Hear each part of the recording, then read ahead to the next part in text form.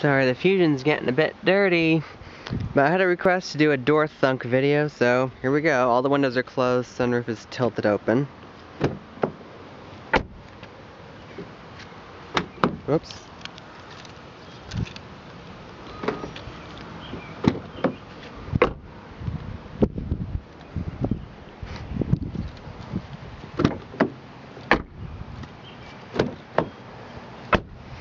So the rear ones aren't as nice as the front, and none of them are as nice as the Jetta, but they're still pretty good. And just for the hell of it, hinge shot again. That was popular last time. Oops. Oops, a little bit off there.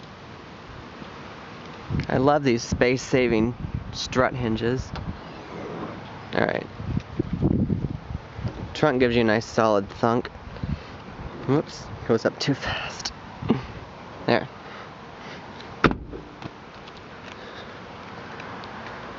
There you have it. There's my door thunk video. Any other requests, just ask me. Hey, I'll take them.